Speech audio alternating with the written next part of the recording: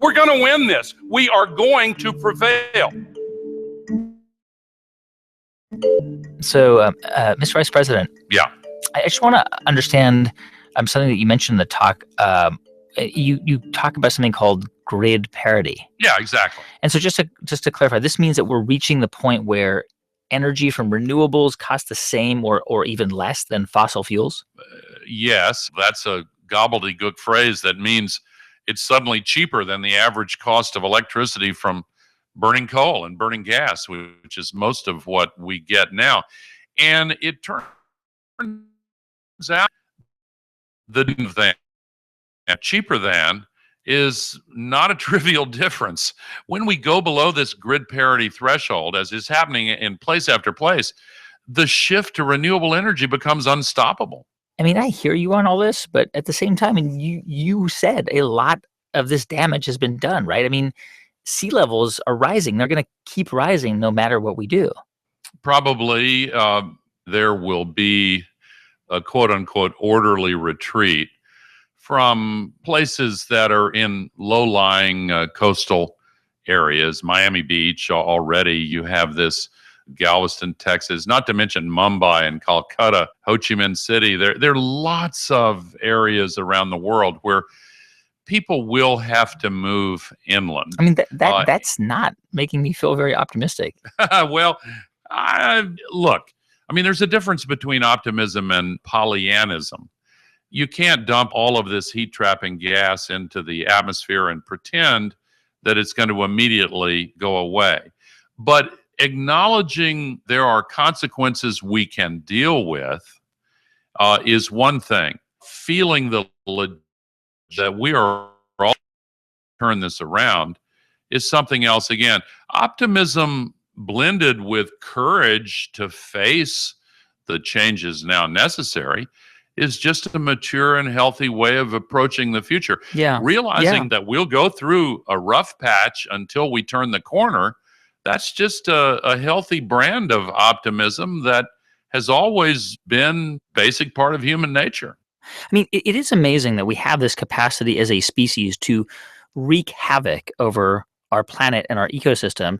But I mean, ultimately, we have the capacity and the power to heal it and to repair it if we choose to go down that path. Absolutely. Recognizing that the task is urgent and mobilizing to confront it. That's really the challenge. And, you know, I think that there was a burden. We are better off a potential source of real joy to have work before us that justifies every ounce of energy and task for the general today that something urges to.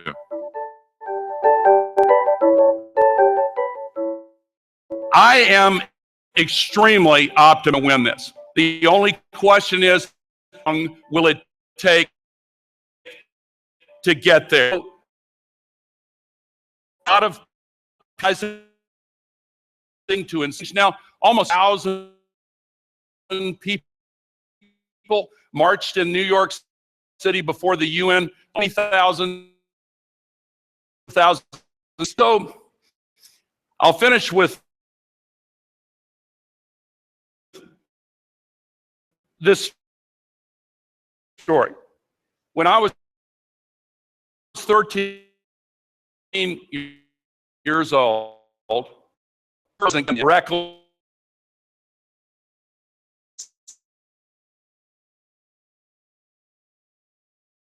to up in NASA's mission control in Houston. Here's a little known fact about that. The average age of the systems engineers, the controllers in the room that day was 26, which means, among other things, their age when they heard that challenge was 18. We now have a moral challenge that is in the tradition of others that we have faced. One of the greatest poets of the last century in the U.S., Wallace Stevens, wrote a line that has stayed with me. After the final no, there comes a yes. And on that yes, the future world depends. When the abolitionists started their movement, they met with no after no after no, and then came a yes. The women's suffrage and women's rights movement met endless no's until finally there was a yes. The civil rights movement, the movement against apartheid, and more recently, the movement for gay and lesbian rights here in the United States and elsewhere. After the final no comes a yes. When any great moral challenge is ultimately resolved into a binary choice between what is right and what is wrong, the outcome is foreordained because of who we are as human beings, 99% of us. That is where we are now, and it is why we are going to win this. We have everything we need. Some still doubt that we have the will to act, but I say the will to act is itself a renewable resource. Thank you very much.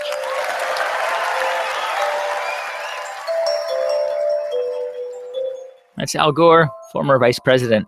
You can check out all of his TED Talks at TED.com.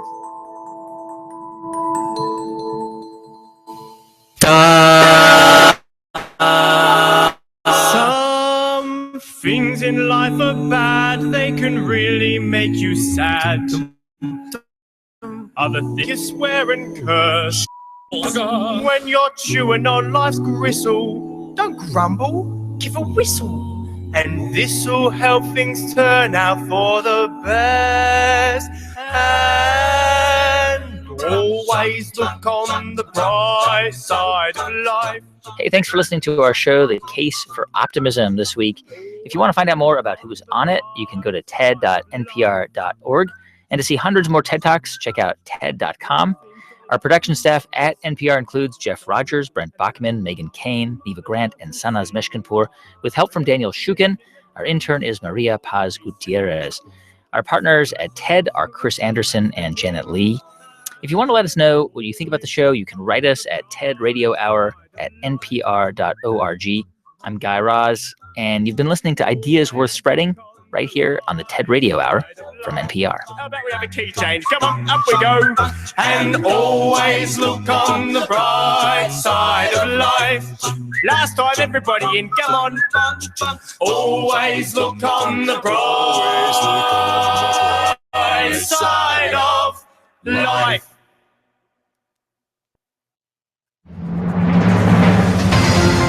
EBC, Eagle Broadcasting Corporation.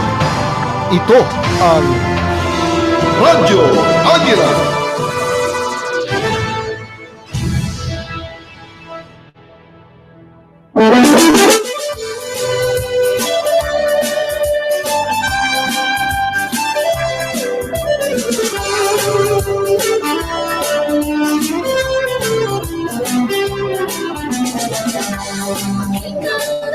Tawag ng tinig ng bagong umaga.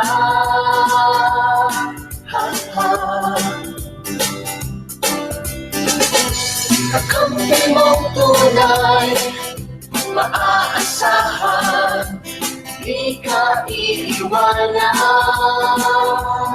Oh yeah. Sa bawat tunog, katuwang na lubos, may tulong na di na uubos. Tunog na bago, pinagkadiwa. Isang tunog, buong bansa, sa bagong hilig ng kakaisa. Kasama mo sa biyahe ng buhay. Kung ito'y binibigyan ng kulay, bagong pag-asa, isang tulog buong bansa.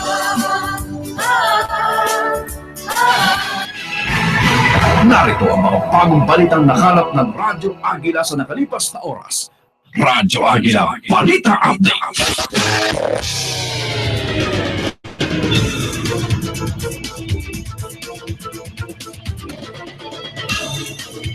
Magandang tanghali Pilipinas. Narito ang Radyo Agila Balita Update.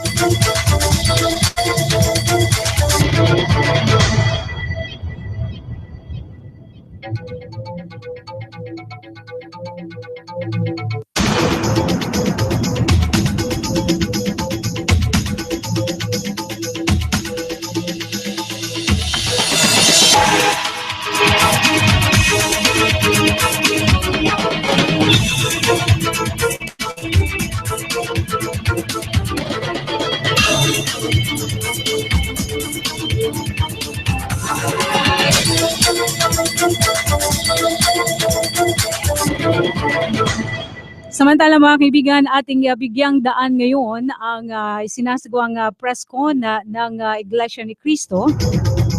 Ito ay may kaugnayan sa naging desisyon ng Korte sa mga itiniwalag na miyembro ng Iglesia ni Cristo na sina Angel Manalo at iba pa na sila ay pinalis na sa compound ng INC sa number 36 Tandang Sora, Quezon City.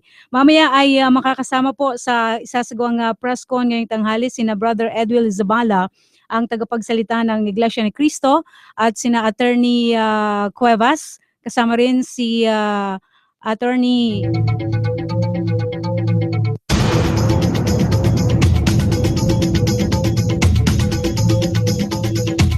kasama si Attorney Tolentino. So, abangan natin mga kaibigan dahil ngayong linggong ito ay natanggap na ang desisyon kaugnay dito sa itiniwalag na mga miyembro ng Iglesia ni Cristo. At meron pong isasagawang press conference ngayong tanghali. Antabayanan po natin ang press conference na yan mga kaibigan. Kaugnay dito sa illegal occupants ng number 36 sa Tandang Sora Avenue sa Quezon City, na kung saan ay nandun pong naninirahan itong mga itiniwalag na miyembro ng Iglesia ni Cristo na sina Angel Manalo. Narito na, pakinggan po natin. Tayo ay muling magharap-harap pakita sa ganitong pagkakataon. Nais po namin basahin sa inyo ang isang statement po na inihanda namin, at pagkatapos ay bibigyan kayo ng sipi ng kopya nito. June 18, 2016. This week, we received the decision in favor of the church finding for the plaintiff and ordering the defendants to immediately vacate the premises. January 14, 2016, the Iglesia ni Cristo decided to file an eviction case against the occupants of 36 Tandang Sora. We faithfully waited for 5 months for this decision. We did abide by the procedures laid down by the law. In a 6-page decision dated May 26, 2016, served upon the plaintiff through its counsel last June 16, 2016, Presiding Judge Ann Perpetual S. Rivera Sia of the Manila Court ordered the aforenamed defendants, expelled members of the Iglesia ni Cristo, to immediately vacate the INC property at 36 Tandang Sora Avenue, Quezon City. Under the rules, a judgment on an unlawful detainer case is immediately executory. Proper steps will be taken. We gladly welcome this recent decision as another vindication of the church. That is all. Baka po meron kayong mga katanungan na islinawin. Isa-isay po natin. Statement lang yan. Sandali lang po.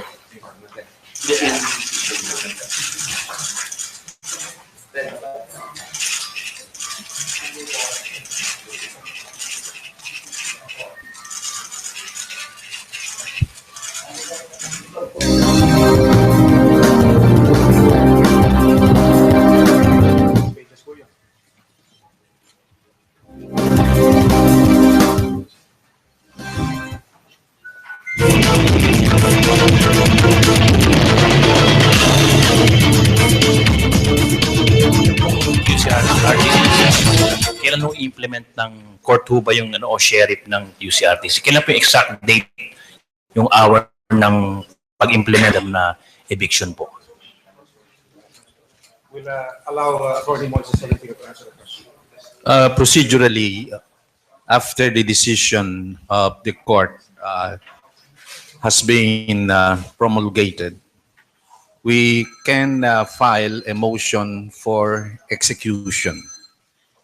In fact, we have done that because from the tenor of the decision of the METC Branch 12 in Manila, the decision is immediately executory. The tenor is very clear.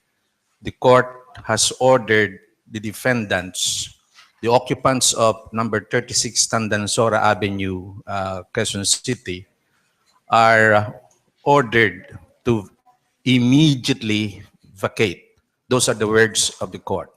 Now, we have filed a motion for execution, which we intend to have the court in Quezon City heard on Friday, or in Manila on Friday, June 24.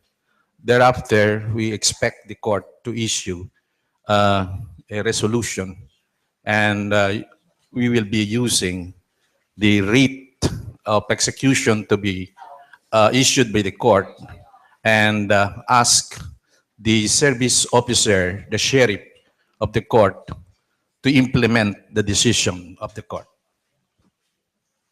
Sir, has the Bank of the Manala siblings been informed of this decision? The decision of the court in a case like this is usually served on the lawyers, the counsels. So we receive on the part of the Iglesia ni Cristo the decision through our lawyers on record. The defendants who are occupying number 36 Tandansora likewise should have received their copy of the decision through their lawyer.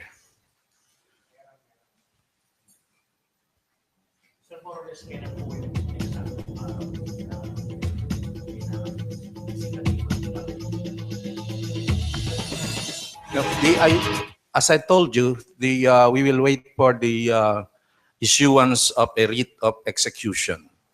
And that is what we are asking from the court through the motion that will be heard on June 24. We expect it to be issued not very long from the date the motion is submitted for resolution. So we cannot give you the exact date, but it will not take long. If I may add something to that.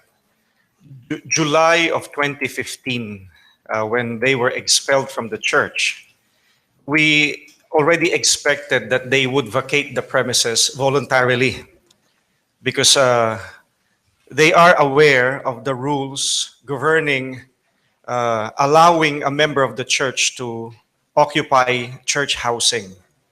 But since they chose to ignore those rules, the Iglesia ni Cristo, through its counsel, decided to file this case. So hopefully, now that they are aware that even the court agrees with our position, they will, of their own volition, vacate the premises. Hopefully.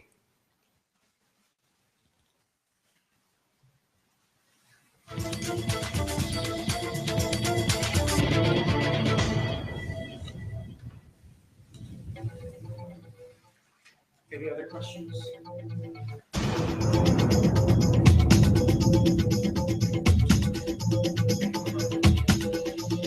Pasensya na. Motion for reconsideration po sa RTC level din pwede pang pumanik sa Supreme Court. Yung procedural lang po kung ganun ba mangyari. The case is a what we call an unlawful detainer case. There are specific rules under the revised rules of court which mention those pleadings that are prohibited, because this is a case that is tried under what we call the summary procedure. rules. And a motion for reconsideration is among those pleadings that are specifically not allowed. So that is precisely why in the decision of the court, the presiding judge who penned the decision made it clear that the order to vacate the premises is immediately executory. The defendants are ordered to surrender peacefully the possession of the premises to the plaintiff, which is the winning party. That is the Iglesia ni Cristo, who is the owner of the property in question.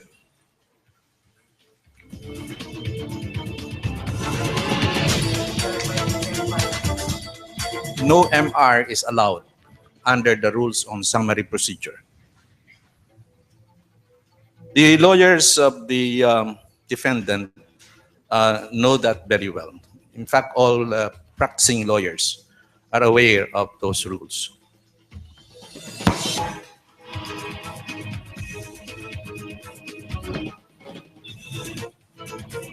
As mentioned by Brother Edwil Sabala, we are hopeful that the defendants will be gentlemen enough to abide by the decision of the court.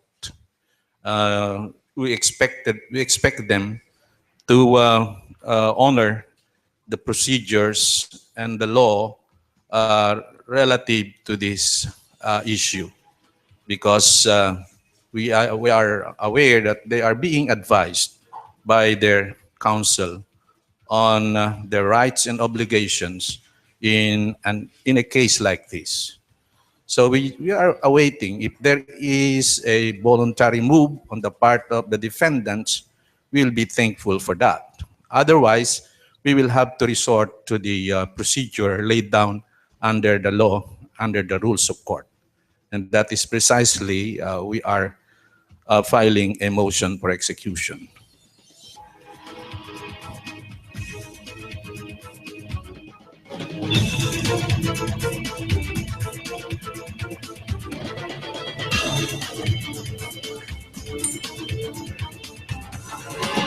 We understand there were security protocols na recently na pinapatupad doon sa Tandang Sora property. So, and the defendants are complaining about this. So, what was the reason for the security protocols and what specifically are these po?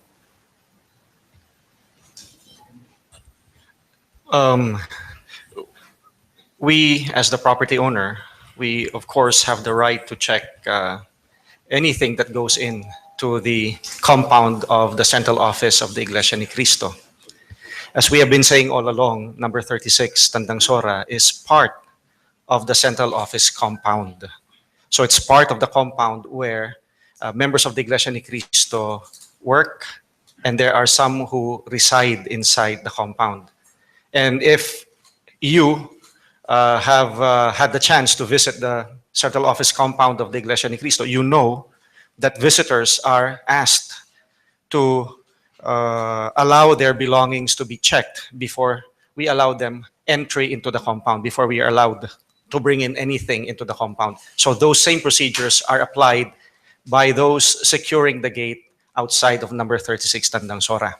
Now, we know that there have been, they have been creating noise in media, not just traditional, but also social media, concerning their charge that there have been times when we did not, or the security people there did not allow immediate entry of the things they wanted brought in. These were allowed inside, but they were first checked. And it's a good thing you asked that question. We have some pictures here to show you, to give you an idea of some of the things they tried to have enter the central office compound. So this is just one example of deliveries that were inspected before being allowed entry into number 36. Um, I would suggest, well, you can look at that, but I have here a picture of an example of pizza being delivered. Perhaps it's there. Perhaps we could look for it. And after the pizza was examined, underneath the pizza, you can see certain ingredients that are not usually used in pizza, but which we later learned are parts of something else. So perhaps we could move the picture also. Okay.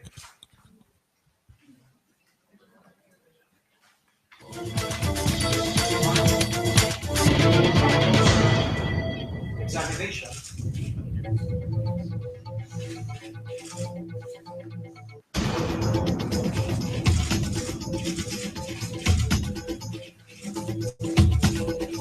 Yes, you will see that there are devices that have been inserted in the food delivery, and they were trying to smuggle in these devices. We are very suspicious of these devices because we believe that we have to be very careful about any objects being brought inside the premises at 36 Tandansora, which is very close to the central offices of the church. You you will appreciate why the church has to do it, because nowadays you cannot be so sure of things being done by people around. Napakarami ng mga cases na nagdadala ng mga objects that are harmful. Meron pa ditong listening device. We are wondering why they will try to smuggle in a listening device that from our study will have a range of some 300 meters. So they seem to be intending to snoop around in the compound through these listening devices.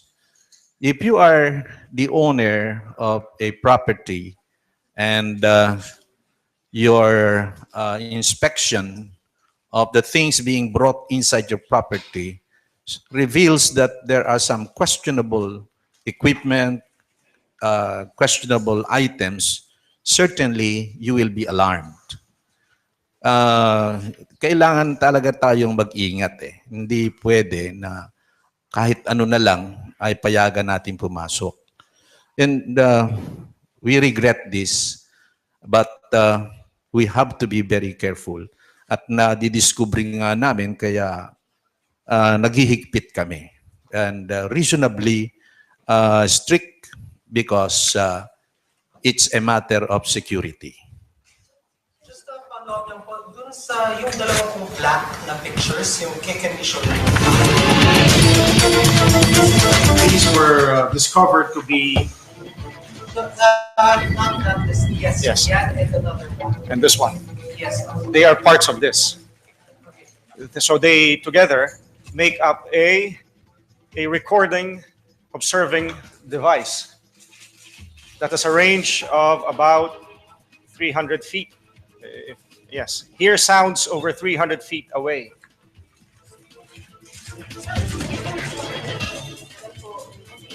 I do not know the exact date when the security.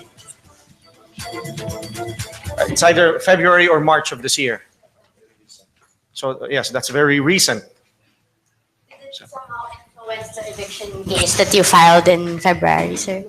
No, because this was March or April, or rather February or March of this year. But that We filed our case January. So even as there was already a case filed against the occupants of the property, these occupants continued to do what they pleased which would not be consistent with whatever rights they claim, because as we have shown through the court case, they don't have that right at all over the premises. The possession of the premises has been tolerated for some time, and one of those things we really wanted to prevent was matters of security. And we have been, we have shown that this security breach really has been happening. In the early conference we had with the media, we already showed to you that there were men inside the premises of questionable motive. Why would there be such men inside? And apparently, this is a continuing practice on the part of the occupants. Well, it's a very good thing that after we have filed the case, the court has found for our part, and there is this ejectment order that was issued by the court.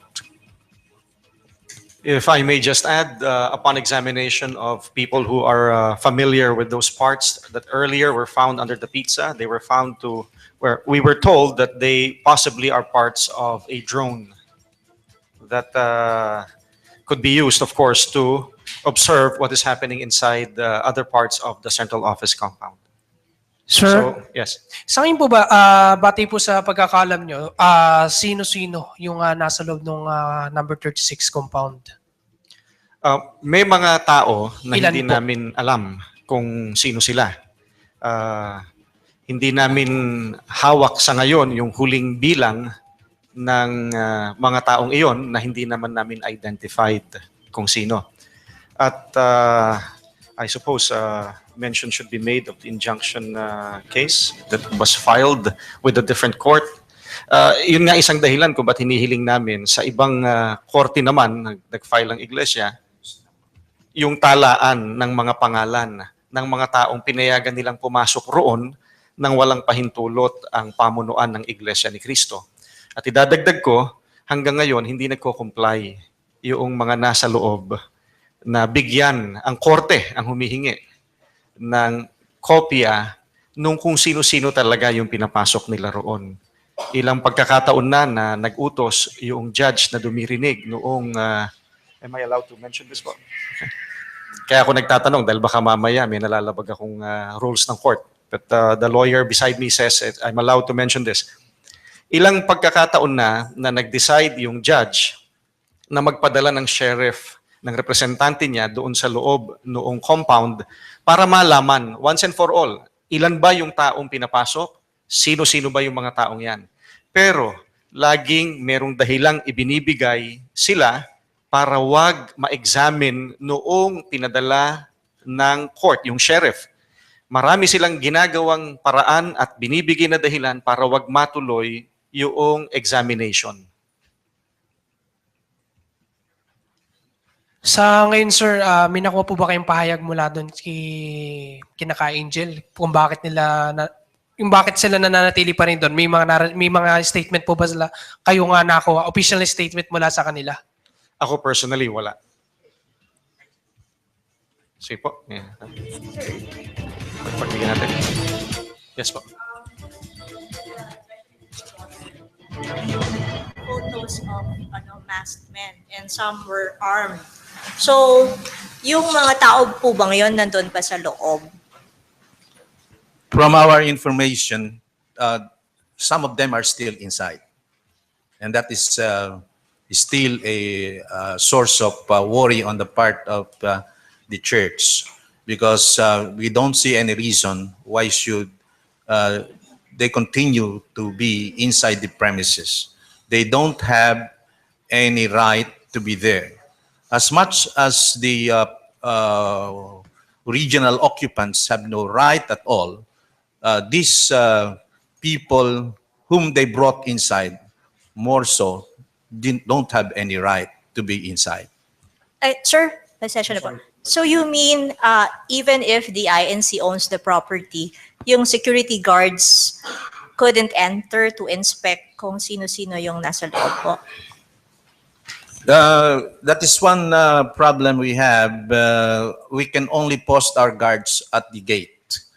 And even as the guards are doing their duty, trying to determine what and who are being brought inside, we are always being criticized for our exercise of our right. In any case, now that the court has decided that the present occupants at number 36 Tandansora have no right to continue possession of the premises, that they should immediately vacate the premises. We are hoping that this problem will go away.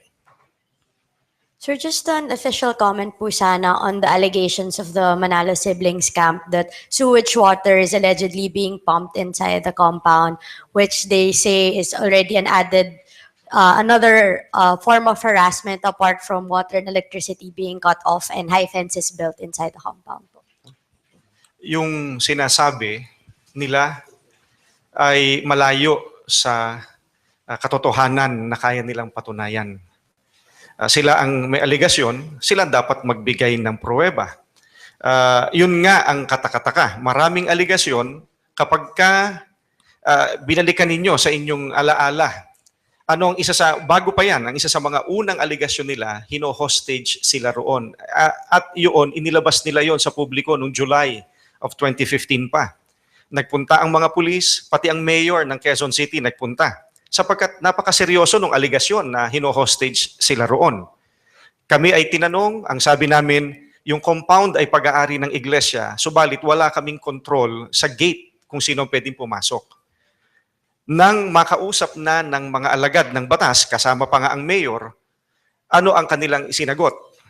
Ayaw nila magpapasok, ang sabi nila may batang nagbibiro. Ngayon, iyaan ang isa na namang aligasyon. Subalit, sa tuwing merong pwede namang pumunta para mag-imbestiga, para malaman ang katotohanan, hindi naman nila pinapapasok. Sa makatwid, eto tayo. Maraming naririnig na akusasyon, aligasyon, pero pagka panahon na para patunayan nila yung kanilang aligasyon, wala. Hindi man namin pwedeng patunayan yung negative noon. Diba? Dapat silang nag-accuse ang magbigay ng pruweba nila. They did post some photos, sir, on social media. Do you think those would be enough evidence, or will you be ready to prove them otherwise even with the photos po? Sino ba ang dapat na duminig? Kung yung mga photos na yon na nilabas sila sa social media ay dadali nila sa proper forum, handa ang Iglesia ni Cristo lagi na harapin iyon sa forum na yon.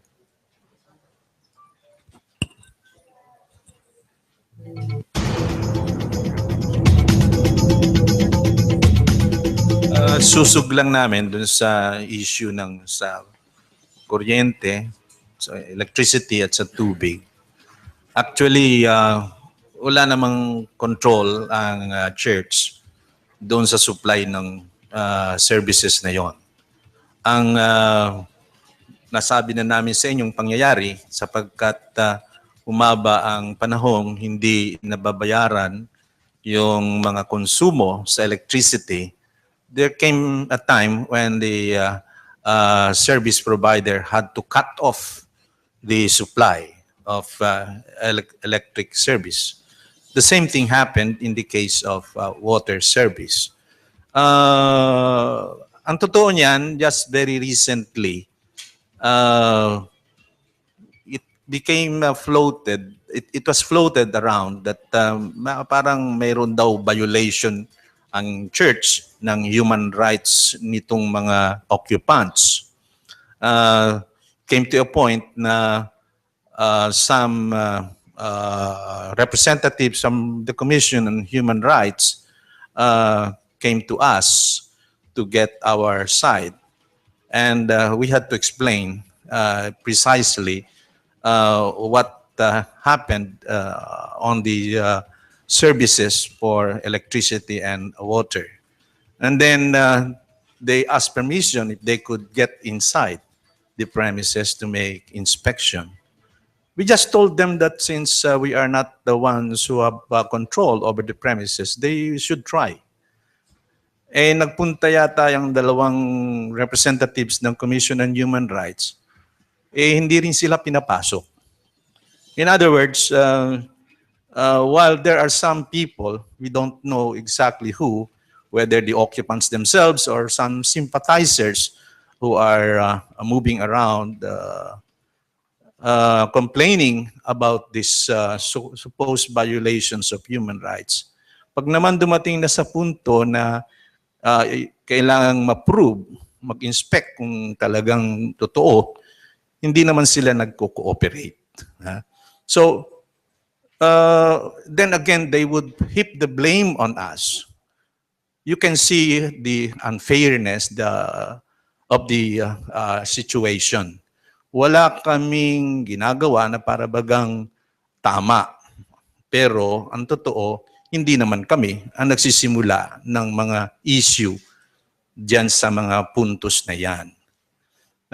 We hope that our friends from the media will verify these things through their own efforts because as Brother Edwill said, kami pagka dumating na sa punto that the case is filed in court, we just have to abide by the procedures.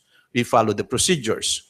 Whether we are the defendants or we are the plaintiffs, we go by the provisions of the law and the rules of prosecuting cases. Yan po ang nangyayari and we are glad that in this last case that has been resolved, it was resolved in favor of the Iglesia ni Cristo. We have told you already when we last met that what we will do is simply to go by the rules and we know where we stand. We know our rights, and we will prove that our position is the right and correct position, the legal position.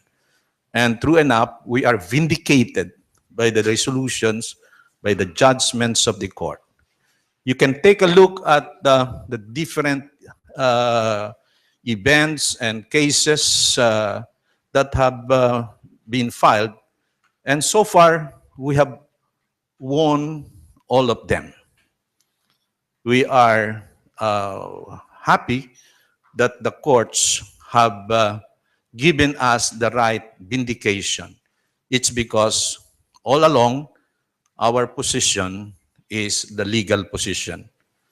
We have to stress this thing. The Iglesia ni Cristo is a religious organization. We have been known as a church that has imposed discipline to our members, and many will attest to the fact that where before they were not living precisely in accordance with the tenets of the law, they are now reformed after having been members of the church. We continue to abide by that mission, and we will pursue our mission to the end that we can show to the world that this Iglesia ni Cristo is a very legitimate religious organization, and we are abiding by the law where we are operating.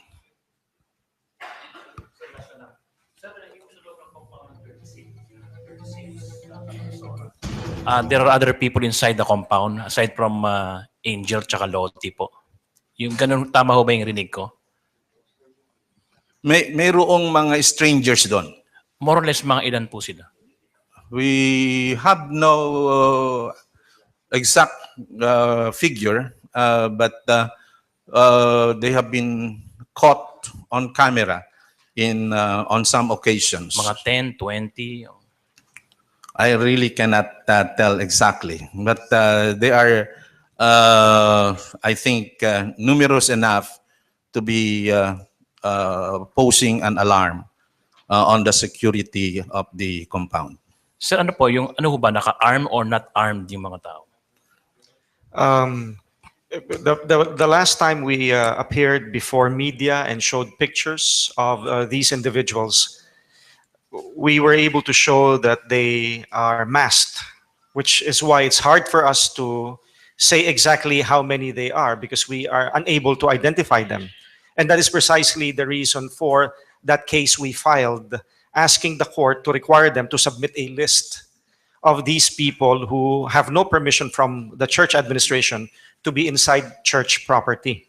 Now, as to whether they are armed or not, I believe that previously when we faced media, we were able to show that these individuals, if not all of them, there are among them those who are armed, which is why they pose a security issue, a security threat to the other members of the Iglesia ni Cristo who work in the central office compound and the others who reside within the central office compound.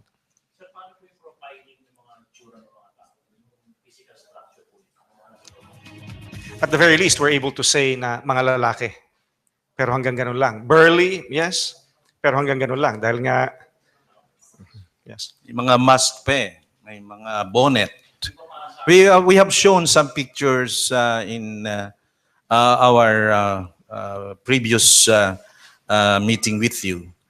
And it's really a source of wonder on the part of the church why these people, why the other party has been hiding from the court, stonewalling,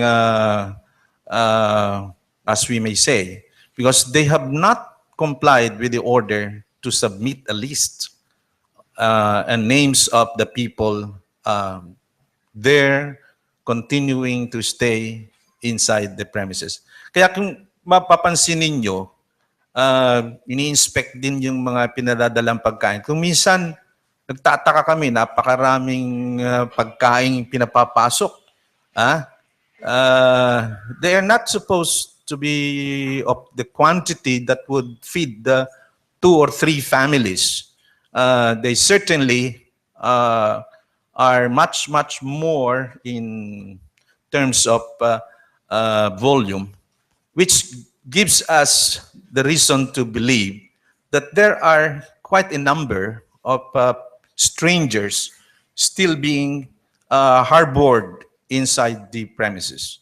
And this, we are saying, is against our, is a violation of the right of the owner of the premises.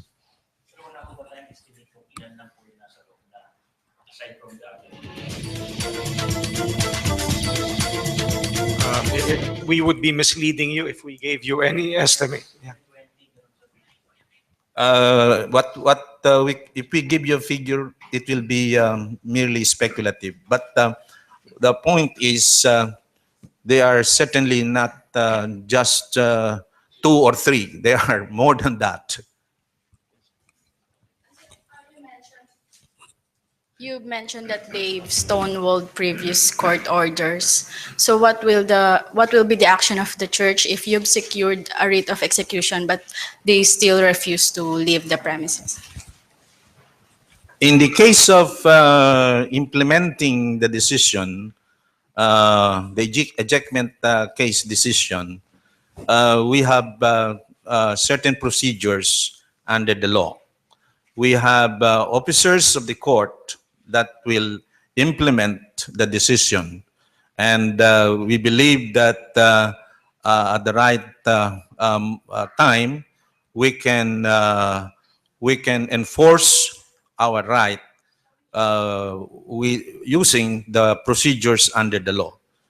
And as we said, we are hopeful that the defendants, after getting to learn about the adverse decision against them, would think twice and try to be gentle enough, and for the sake of peace, give up possession of the property. Because if they refuse, they'll be doing it not anymore against us. They will be violating no longer just the right of the plaintiff, but they will be violating the processes of the law, the processes of the court. That's very clear. And there will be appropriate sanctions for any such violation. We have, and we are telling you that we will exhaust all means necessary in order for this decision to be executed and implemented.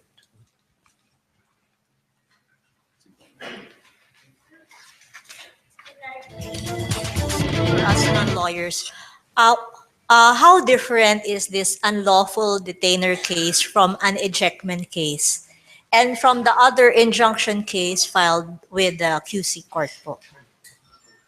Ejectment has different types or classes. And if you will get hold of a copy of the decision of Branch 12 Metropolitan Trial Court of Manila, which has assisted the Quezon City Court under a circular from the Supreme Court, we are glad that the judge has outlined all those different cases of recovery of possession of a property. There is such a thing as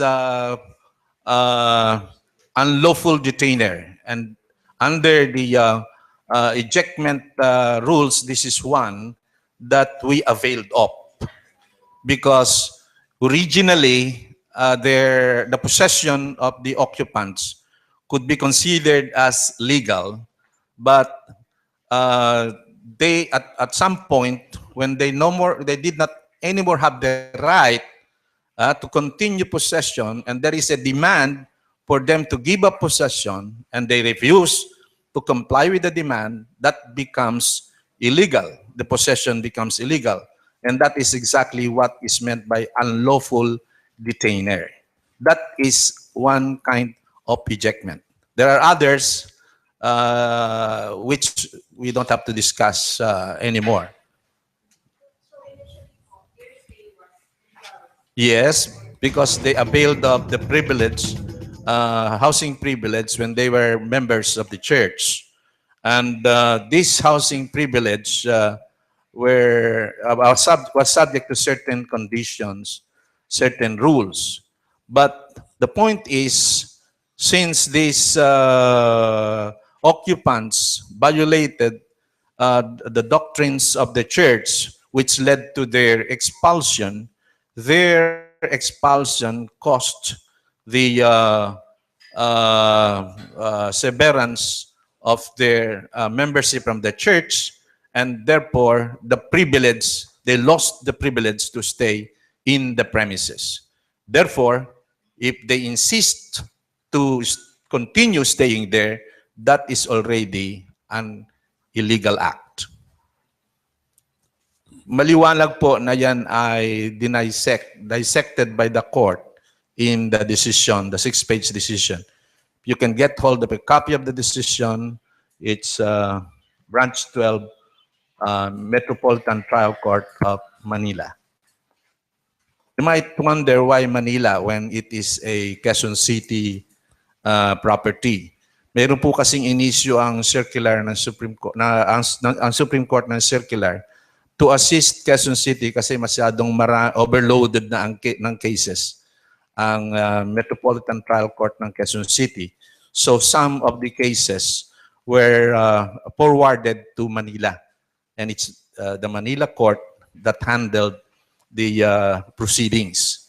And this is one of those that the Manila trial court had handled for Quezon City Court.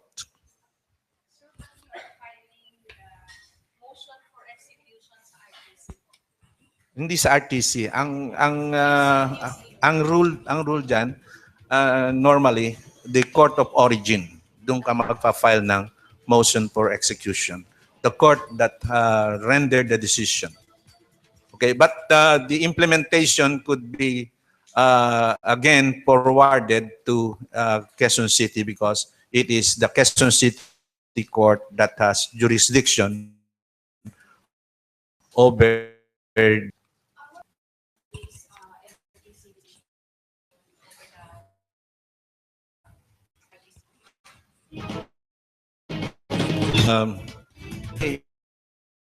I'm not the one handling the injunction case. That could mean that the injunction case would become moot because once they occupied 6 Tandansora had vacated the injunction, will have no more need for injunction. Although there may be some residual aspect of it to let the lawyers handling the injunction case to look at it from their own point of view. But normally it would make the injunction moot and academic.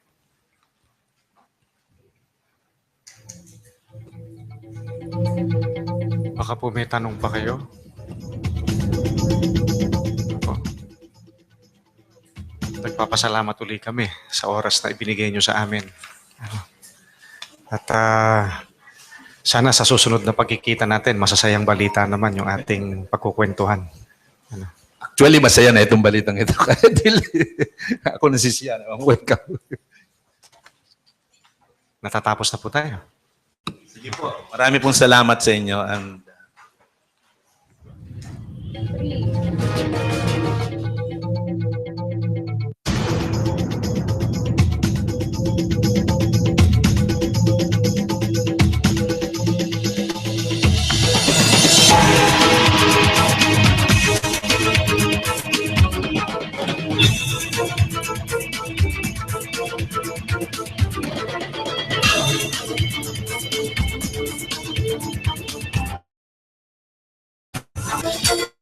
Kaibigan, ang kabuuan ng isinagawang Presscon hapon ng Iglesia ni Cristo na kung saan ito ay may kaugnayan doon sa naging desisyon ng korte para doon sa mga itinulag na miyembro ng INC o Iglesia ni Cristo na sina Angel Manalo at Impa na sila ay pinaalis na sa compound ng INC sa number 36 Tandansora, Quezon City. At nakasama po sa sinagawang press conference si Attorney